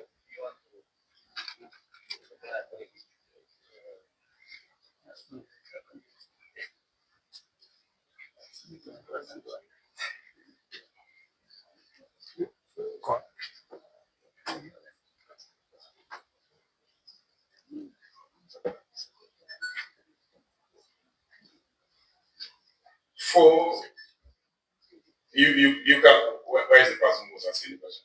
Okay. Yeah, so if I miss out something, you can refresh my memory. On the AKI, the head of the Medicine Control Agency was dismissed. I'm not sure whether the public is aware of that. You're aware. The representative of the victims' families started negotiations with government. There were exchanges and offers made. Are you with me? Yeah. So there was a dialogue that started. Offers were made for compensation. They were torn down, and then they chose to go to court. Now, the nature of the AKI incident, I wish my colleague, the health minister, was here. I'll speak in the area where the legal issues are concerned. My office contacted a law firm in the United States that are specialized in, you can say medicine, because some big law practices have different specialization. These ones have a big practice with respect to pharmaceutical law. So we were working with them, trying to see what remedies could be available to us even internationally. As we speak, the ambassador of the Gambia in India is actively working on having clearance from the government of India for a delegation from the Gambia to travel. The delegation appointed by His Excellency includes the foreign minister. It started during the time of the former foreign minister, the health minister, and myself, because I've been informed to be on standby to be on that mission. So there is a bilateral engagement that is also on the way. But of course, some of these things, you need to understand, they hardly can move as fast as sometimes we want them. But locally, as a government, the task force did their work. They did their recommendations. Some aspects of the recommendations were implemented, and some aspects are still awaiting implementation. Including in their recommendations is reform of the laws. And the reform of the laws, a consultancy is currently on the way that is reviewing the entire legal framework of the medical system. Not only medicine and pharmaceutical laws, but they are reviewing the whole laws of the Ministry of Health. And this process is on the way. The consultancy is very advanced, I'm aware, because I'm following, because the consultant also talks to me. So a greater aspect of the recommendations done by the task force with respect to the AKI is on the way. But this is government. And if you belong to civil society, you need to understand, if you are on the other side, there are things that you want to move in certain ways. In government, things don't move that way. Certain things have procedures, and they have to follow those two processes. Your second issue was with respect to what? Now, the two ministers, with respect to the parliamentary resolution, you need to understand first resolutions of parliament. They are recommendations on government. They are not binding in their nature. Best practice this determines that we work with parliament and see how they are implemented. But with respect to the two ministers, parliament did not recommend to the president to remove them. They recommended censure. Censure is a parliamentary process that have to be initiated from within parliament itself and be implemented by parliament, not executive. And censure must be based on proven evidence. So parliament needed to initiate a petition from within the parliament that will be signed by members, and that petition will be served on the president, and the president will serve the two ministers concerned. 2 weeks after the date of the censure, if the petition is served, there will be a debate in parliament, and the grounds of the censure will be debated. And those ministers concerned are entitled to reply. They are entitled to respond because these are still allegations. They will reply, and parliament will take a vote. And then when the vote is carried, then the censure succeeds. If the vote is not carried, the censure fails. Remember, we all yearn for rule of law in this country. We cannot just say that somebody is accused of something, therefore we act. We have to give people the benefit of the doubt. They are entitled to respond. They are entitled to their side of the story. That's what we all cried for. And this can happen to any one of us. We can be a victim of any allegation. Are we saying once somebody is accused, the person is not entitled to defend himself or respond or reply? So the censure that is recommended in the resolution, if Parliament wants, it's an independent organ of government. They can initiate the censure process against the said ministers. So, but the resolution, I think most of the press statement that was read here today is in response to some of the key contents of some of those resolutions, which you said you will respond to, isn't it? So this dialogue can continue and it can go on further. There's a three issues I took. What was the third issue?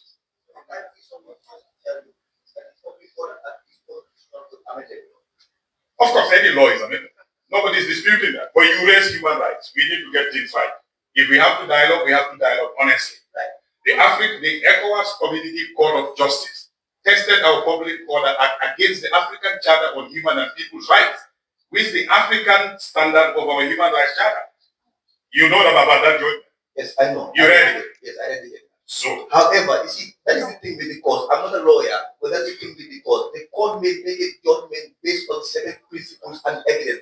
That doesn't deny the fact that human rights, protest or peaceful assembly is a fundamental human right. So any other law or bylaw must not be used to censor it. That's where the conversation should be. Park the laws aside. Let's just see that it should be. Let's amend the Public Order Act. Let's work on that. Let's get dialogue start from there. All right, that's fine. Government is willing to talk about this. Anything that can be done. Nothing is off the table. As long as we are talking, we can talk. How do we even amend it? What do we amend it? What do we agree to disagree? These things can be form part of the dialogue. Nobody is saying it cannot be discussed. But if we have to discuss, we have to discuss from a fine point of view.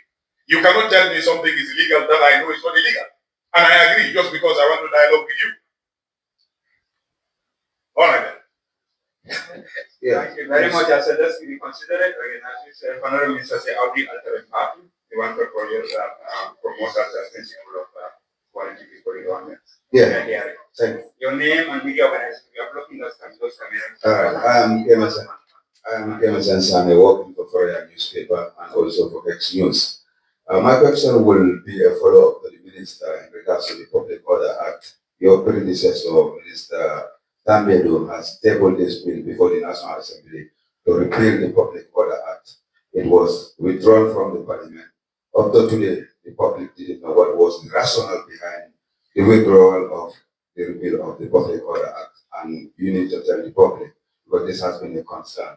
And the follow-up question is regarding about the issue of the AKI victims. Government has a responsibility to protect lives and properties of the Gambian citizens. And once life is lost, then there's a criminal element in people failing their responsibility. Why did the government wait for the victims' families to pick up the matter when government could have protected their citizens by instituting a criminal charges against anybody who was found wanted about the API victims, rather than just suspending or expelling medical pharmaceutical council, I don't know, their director, rather than actually taking a legal action for his negligence or whatever? I don't know the reason for the withdrawal of the bill to repeal the Public Order Act. I'm afraid probably I can find out, because nobody have ever briefed me the reason for the withdrawal, so I couldn't speak to that. AKI, like I said, a process was going on. But people have the right to go to court anytime they feel like. Probably they think government process is slow. And that we are not embarrassed to admit to that. Government processes, even in the developed world, sometimes can be painstaking. This is a hard fact. Governments don't operate like a private company. So many things have to go through so many processes. And sometimes it's true. Not only even AKI victims, even the victims of Gambia. The transitional justice, some believe that is going very slow. But we are doing what we can do and our best under the circumstances. And I wish any one of you will be sitting on the chair that I'm sitting, you will face the same challenges. Right? So sometimes we wish things to happen, but we cannot get them to happen at the pace at which we want it. And because of processes, because government have a design system, have processes, have laws, have a lot of regulations that need to be followed. And some of these things don't happen the way overnight. So processes were underway, like I said. There were even negotiations that started. I can even go to an extent to tell you was a budget line to start compensating the victims. But they declined the offer that was made by government, and they choose to claim higher amounts in court. Once they go to court, we are now bound to go with them to court and wait and see the outcome of the court. We couldn't do much. But we continue with our other bilateral engagement, trying to engage the government of India, trying to see how we get in touch with the company that is actually the company that manufactured these drugs until they found their way into the Gambia. So government is relentless. No government will lose kids, babies, and be complicit in the way you address that issue. Really. But like I tell you, this is the situation. We were doing what we can, but in the meantime, we were served with a suit from the court. What do we have? We have no choice but to go to court and start defending the suit that we were served. But there was a budget already allocated for compensation. But what we offered, they didn't accept it. They didn't even accept a part payment. So what else can you do? How much was it? It's important. Now, on top of my head, I cannot remember. That budget is with the Ministry of Health, not me. But the Ministry of Health have informed me as a government lawyer that we have this much amount. Because I am the one that was talking to their lawyers. They've instructed me to negotiate. If I agree with them, Ministry of Health had a budget they are willing to pay. But in our negotiation with their lawyers, the gap was so high, so we couldn't agree. The next minute we were served. Yeah. Yeah, really. Good afternoon. My name is Alexander from the Standard newspaper. My question is, what is government stance on the Assembly's recommendation for the executive to immediately suspend Bank Petroleum Manager Gala? Because the recommendation from the National Assembly does not call for an investigation, but immediate suspension. Thank you.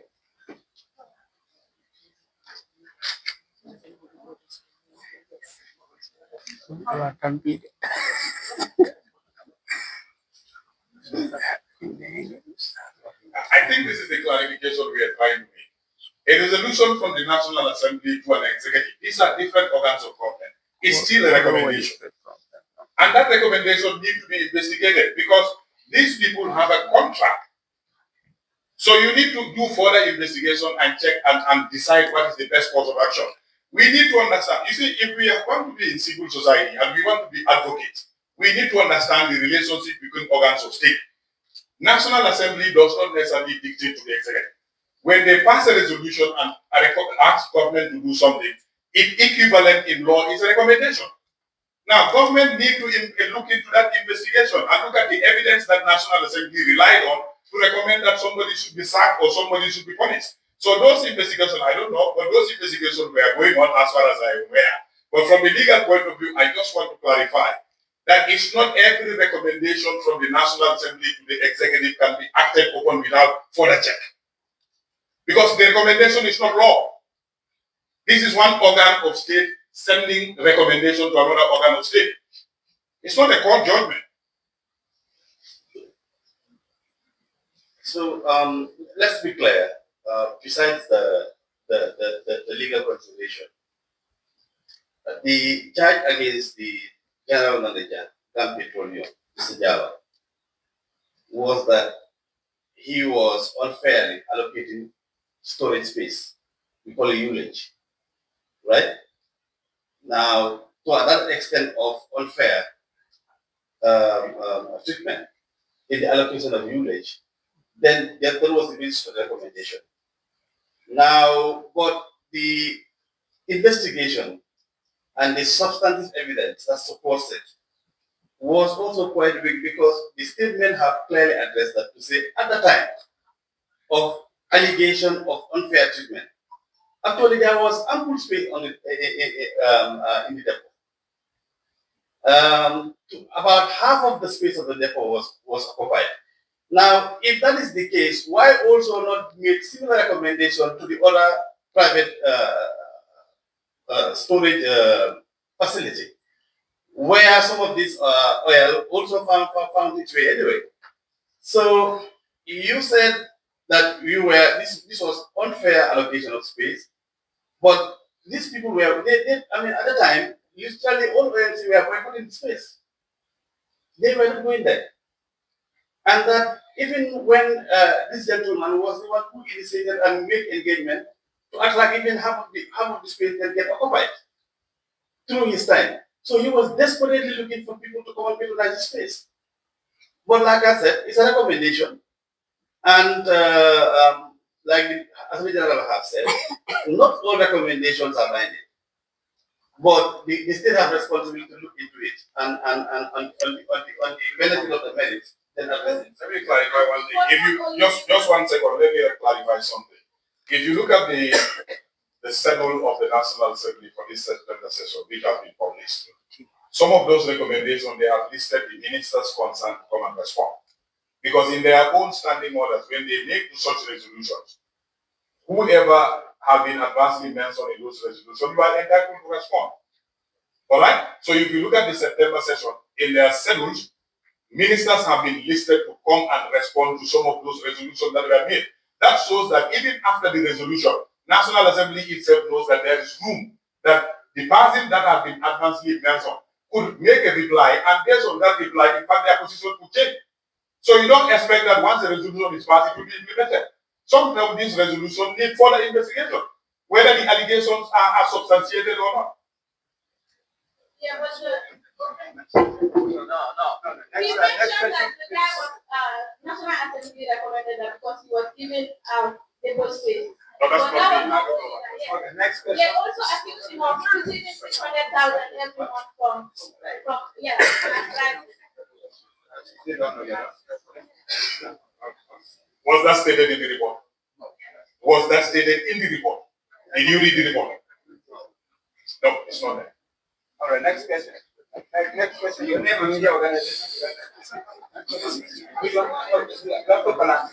That's another you go back. Laptop balance. I shall give it. I can report to the other side. Laptop balance. Next time, Major. Let me consider it one question in order connection. It's very crowded. We have full house today. Remember, go ahead, your name and media organization question. Thank you very much. My name is Momo Jani from the KMC Community Radio. I will start from the Minister of Finance. He made mention that the government is ready and committed to having dialogue with young people. But my question will go to the Attorney General, Minister of Justice. We are having 38 young people. So wait, you said where you from? KMC Community Radio. You have to ask questions. That question. No, I'm asking, is it a registered committee? Well, you should help me with that. Yes. So my question Let's clarify this first. If it's online, you can call it again online. KMC online radio. Yeah, we can.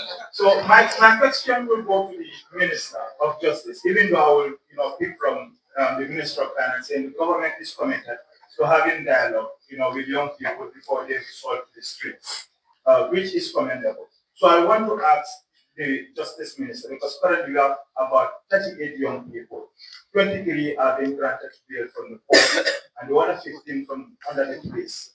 Is the government ready to drop all the charges leveled against these young people, to have a dialogue with them in order to complement the efforts of the government? That was a question by the Chief of Staff, Honorable Chief of Staff. No, he said, Next to the other side, please. Your name, it's already been answered by Honorable Chief of Staff. Give chance for the other one. Let's maintain some decorum now, please. I know one or two aberrations are inevitable, but let's go ahead. Go ahead. The guy holding the mic. Go ahead.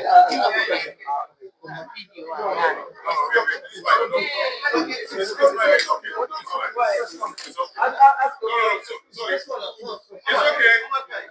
It's all right. Let him sit. He just need to understand that he just.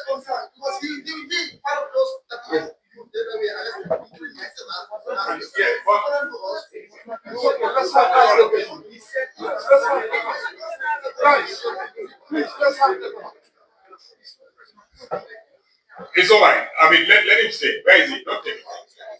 Let him stay. We just need to talk to each other as brothers, not temper. When we told the question here, maybe we were not speaking the mic, is the question was answered before. No, he said we cannot answer the question. The Justice Minister will come and step in and answer. That's what he said. No. I was here when the question was answered. Myself, I was in the room. When I just came in, I was sitting over there. And he answered. But anyway, what's your question? I am saying, yes, we have about 38 young people currently who are battling with law. We yes. have 23 that have been granted bail from the courts, and another 15 from this list. Whether the government is ready to drop all the charges, leveled on these young people in order to have a dialogue in complementing the efforts of the government. Why not? It's on the table. Nothing is off the table. Let's just continue dialogue. Yeah. Is the government ready to drop it? I answered you. I say there is no reason why we should not. Can I come in? Yeah. Assalamu alaikum. My name is my leader is Bishop Epenbedi. This state with the minister, we would like we don't know what in Gambia. If I don't I think on a year's about to get corruption as you spoke at. One link from the ranching in Gambia. But we knew at the city, good, near the city, nguur gi dafa doon nguur boo xamante ne dafay jàppante ak corruption audit report yi dina jaane ko itam pare nga liggéeyam xale bi ñu ko gëstuwaat ko day yaakaar ni xale li jàmme dafa dañ ko seetlu ci diggante ñu ci nguur tey naka nga mën a reconcile ranking bi ak global level ak perception bi ak so loolu moo nekk mën a jëriñ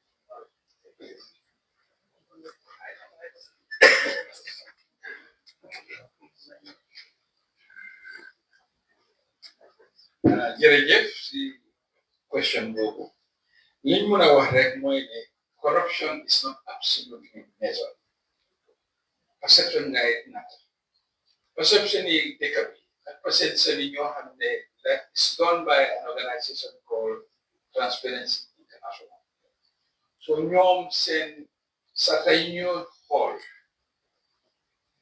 pour identify danay corruption at the local context that they put in. So you say you better think affair corruption is rampant. It's because government is actively disclosing this information. Most of these corruption cases are not immediate; they are past events. So I think that is and having such a discourse, only that the government is ready, and there is no corrupt-free country that I know of. It's just the magnitude and the degree. And this level of dialogue is important. So Transparency International loolu la aduna bi yëpp ràññee si measurement of corruption national perception def dee utee ak international so you cannot marry the two they are like apple and oranges all right I hope I answered thank you about 20 minutes to wrap up. Is this for Sister Lady? You have one or two more questions. Good afternoon. Name the organization. My name is Nelson Renata from Korea newspaper. I have two questions that I want to ask. The first one has to do with the medical lab. We want to know the exact state of the medical lab and when will it start functioning. The second one has to do with the SOEs, the state-owned enterprise. There is an ongoing trend that the SOEs are now being privatized, and the most recent one is cancer. Gamcell in an interview said the government is not spending on it, and that is why when most of the GSM operators were having 4, 5Gs, they were still in 2G. And this has made them to have more expenditure than the income they generated. We want to know what is the government's stake, whether why is the trend going that way, that the SOEs, the state-owned enterprises, are now being privatized.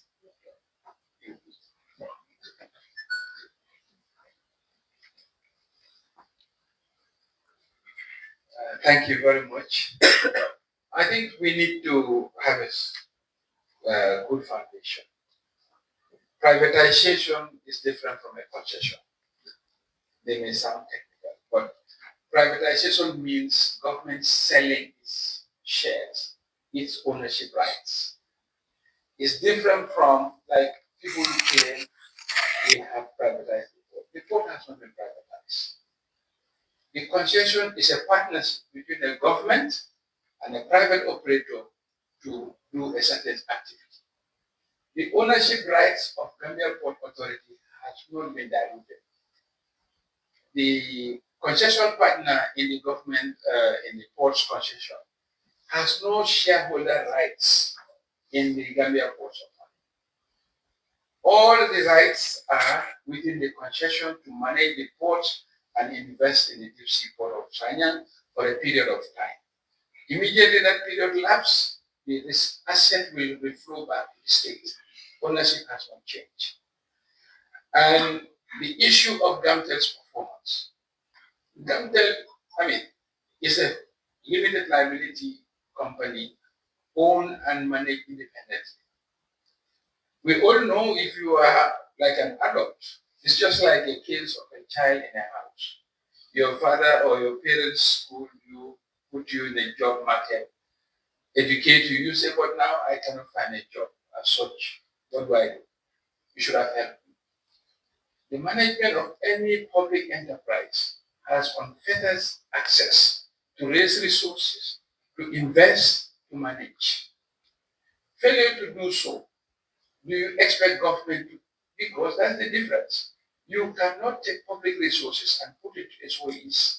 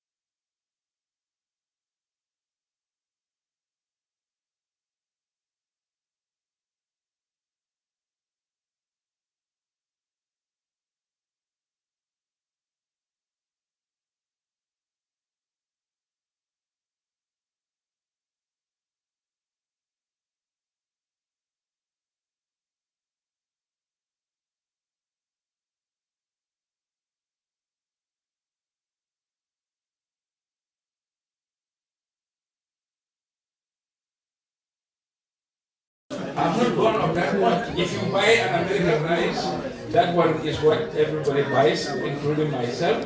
I went to the market, and this is not a make-up story, and I asked. At the turntable, as he says, it's 2007. Last time it was 2,200. What has happened? He said, no, what, never mind.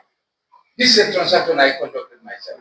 And the turntable, there is a somewhere. I'm just speaking from my own experience. I'm not making it up.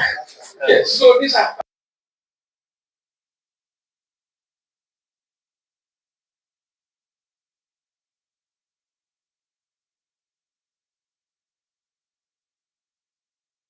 Quickly on the medical lab, I read from the ministry. Medical lab is almost ready. Most of the equipment. You know where the medical lab is, by the way? Yes. Brusuwe. Yes. How is it? It's in progress. It's good. It's nice, huh? Yes. Wonderful. Hey, just call it. Medical lab is almost ready. Most of the equipment is purchased and in country. For early next year, the lab will be in use and operational. Closing date for the current contract is December 31st. Thank you so much. We have 10 more minutes to go. Everybody talk about bag of rice. We are monitoring that. I think our price is fine. We are fine before it. One or two more questions. Yeah, from this end. From this end and from this end. From this end. My name is Mohammed. I work with the Gambia. The Honorable Justice Minister has been saying that the National Assembly resolution or recommendation is not binding. But what the minister is not telling us is whether the government is investigating these ministers. Is the government investigating these ministers based on the recommendation or resolution from the National Assembly? And second question is the AKI victims. We all know this government, they barely, obey the court orders. I can give you an example of Alhaji Bora's case, Nena Filogama's case, and also Omar Lamis's case. The government, the courts made orders, but the government is still insisting, in fact, refusing to actually, accept court orders. Is the government ready to pay these victims the amount or the cost that is going to be awarded against the government? Because you people have been in negotiation with the families, but no actual agreement has been made. Is the government ready to pay the victims the actual amount awarded against the government? Thank you. Nothing has been awarded. No, I mean, after the case. Okay, let's Is the government ready? I've been following the case. Okay, so you are asking if they prevail in the court, whether we will honor the judgment. Yes, government is committed to honor all judgments entered against it that has not been appealed and set aside. But however, again, like I said, from outside you may not understand, and that's why these dialogues are important. We have a queue of judgments to settle. We have a queue of judgments. No, I'm telling you, I'm being very real. So judgments are paid based on how they come. Because these things are budgeted. I mean, National Assembly, you can talk to them. There are budget lines on the Ministry of Finance for settlement of judgments that are entered against the government. You can have judgments locally, you can have judgments sometimes even in international arbitration courts and things like that. So they are paid as they come, depending on how the budget can sustain them. So, but there is no deliberate, in fact, if you check with the ECOWAS Community Court, let me just say that Gambia is on the top of the countries in the whole of ECOWAS region for honoring judgments, monetary judgments awarded by the ECOWAS Community Court. And these are paid to Gambians. Gambians who took the Gambia government to the ECOWAS Community Court. Of course, most of the issues they took the government to court for are Jammeh-related human rights violations. But when they prevail, we pay them, and we still pay. So when you have a subsisting valid judgment, monetary, government will pay. It's coming from all of our money, all of us. It's the taxpayers' money. So if your judgment is valid and is monetary, one day you will get your money. So, but with AKI, that's your question specific to that. Of course, yes. The reason why we are in court, if they prevail, we will respect the judgment. The other side? Yes. follow up to that? Yes, why not? Name and media organization. Well, quickly, you giving statistics that ECOWAS ranked us as one state that is compliance with their judgments. Is that compliance to ECOWAS court judgment? That's what I'm saying. ECOWAS community court judgment. We're talking about our courts. That's what I'm telling you. So no, just wait a minute. We're talking about our courts, not what ECOWAS court did, because you don't have a choice with the ECOWAS court. It's either you pay or you pay your fees and they will remove it from it. We are saying our local court judgments. Okay. Our local court judgments. Are we respecting the judgment and the findings and paying it? Because Pamono Boya is an example, and a lot more examples. That's what we are talking about. We're not talking about the ECOWAS judge. Let's localize the conversation now. So with Pamodu's case, do you know that it has been appealed? There was instruction to have the matter appealed, so we need to check that. Well, what I'm saying, you are right. There's a distinction between domestic court judgments and ECOWAS court judgment. But you are wrong in saying that we don't have an option with ECOWAS court. In fact, enforcement of the ECOWAS court judgment on a sovereign country is even more difficult. Because if you don't pay, there's nothing they can do. Enforcing a judgment against a sovereign state is even more difficult than the domestic ones.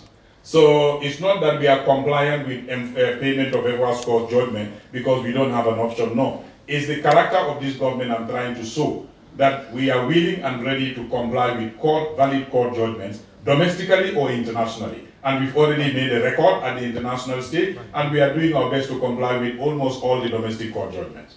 This way. Time is up. Yeah. What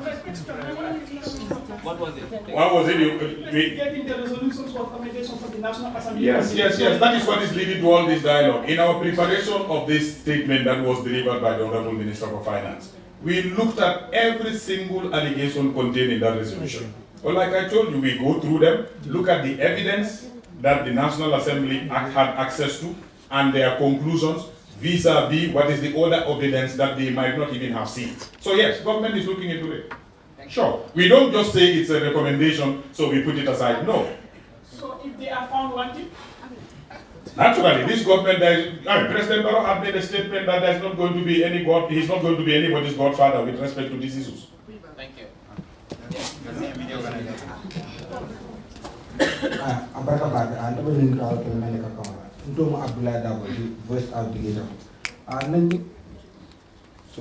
Nañu ka follow ba kala miti wala minister of finance bila wala wala jang ay tan jël ko game masakunda ni india la masakunda ka ta so daga pour kale tiba case file la ñame ni ba del milieu boru na tan je e milieu boru ni da so man factory so ala to no development ni be ñade because case ni ka 2022 ali e ka fa ñam justice delay is justice delay 3 years hansan kese mom ba jabar wala ko ko ani fana corruption wala issue na jël fana audit case I made a becoming a baby the accountability wala ko di boro karun ko mo ni nyaaji be ke dismiss le e dimo wara to e prosecute dol e for sure retirement ba ni be reactive measures and masakunda e katama ba ke min wala proactive measures so mbal la fa kalon ko min simpana le be pour ka de corruption wala ko although ita eradicate da ko ka mitigate kende pour ala ko ci kala kadu ni mi len jama be ka fili banko kam you cannot afford more sorondo man the president will pay one to enough in the years sentence but as a prevent no can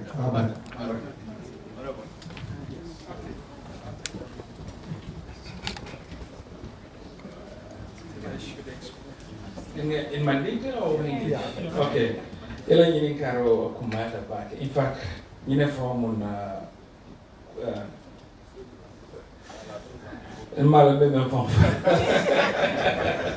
you know go na nyangro because na menjube masakunda malati drone pour ala banku dingol sibla katako go hada bani mantima so wala nanga ferol landi ka falendiro ke masakunda la nafulo tamadi nya non do ni tata immigration passport ika kodo jo kasiale visa wote kere ni dara ika jo bank le ni dara lunch ika jo bank le ni dara RBTH nundo kasiale be ka kodo kale sign bank le be so lafta men kala wala nyindi ko follow ni la frakke ila banko di mol tanka iki tanka katale follow wala nyindi yela do ko bunda falim nyala me alonko mol bulote tukula kodo so masakunda la tamande nya falenta wol bi ni dada jiare Ici la clearance beke ime singolo ports, ime singolo giare, ini custom officer manyoji. Na pareta system moy access yeta banque ajo. Will be living a broken wall makway, Kamasakunda makway, Katamadinya fali, Masan Nala Nafulo. Omo kilindi. Fulenta unundo, Ninkuol kete kapi, Sain Mukasowa. Akere wato men namboda kalaman simu kije, internal audit ministerial beto. Auditor General Fanala do Baba Tamanika. And Nundo audit reports on Kanale, Yetara Pile, Kuboka Keji. But sign Menkake. Audit report of a fundula drum, Mesilo, Momoron di Nie to Savage, Naole to Savajante, Kuma Sakundaka Simple Bentaji. Kujamal Fundela Jamanko, Molia from the Mutol Famola do Punya, Wale Fali, Wala no Pul Nana Funti. And on signing a memuta and co-president of Fonyame, Mote clearing Misafoko Abe Tankande. Ni menye drone ibeta mela kitio nyakinola loi memfo or loi kam. So walantina ngana hani public finance management ma falinka belua kutu samba kanna purka jeko masakunda la tamadirinya na folo la tamadirinya be fali. Isa jeko ni dara tuabu neje tuabu la corruption mansia. Ni dara tuabu ini ma molka menke purka korot tamini nyobla ukasia. Fanala to si falle dundela. So woldam ate keri ani fana audit be keri ne fual be falin kanne ani mi agibe digitalization. You understand that? So abole nya. Second question on wala mfoko. In English? Okay. Yes. All I'm trying to say, this is a very good question. Our objective to fight corruption is by building institutions and reforming processes and procedures of managing public finances. We have to protect our citizens because every human being is fragile, is amenable to make mistakes. Some of these cases, with hindsight, they could have been avoided. It was because of the way the systems were designed. Now we have gone on to reform the entire government financial management system. In fact, I can safely say in the next few, if it is not already happening, a directive has been issued to eliminate all cashier positions. No longer will any public revenue transaction be handled by a cashier. Even if it is happening, know that it has not yet got there. But we want to ensure that every payment is online, if we get there, or you pay into a bank, so as to prevent citizens from having the temptation, because it's sometimes, let me give a simple example. You are collecting millions, and your salary is, let's say, 5,000, and you have financial problems. It's very human that every day you take one $10, I'll fix it tomorrow, thinking that you can make it up. By the time you realize it, it has ballooned to a large amount. That's why we are changing our public financial management systems to ensure that people do not have access to public resources. Our procurement laws have been revised to ensure that procurement is further enhanced. And we did not just do this in isolation. We took a holistic review of public financial management system and vulnerabilities. This includes changing the procedures, changing the legal framework. That's why the public financial management has been changed. And we are very pleased, even if you look at the performance of the revenue collection, all is a reflection of the changes that have been put in place. And I can tell you, some of these changes are not easy to institute. The credit goes to the president himself, because in instituting some of these changes, they are so difficult that the people who are there right now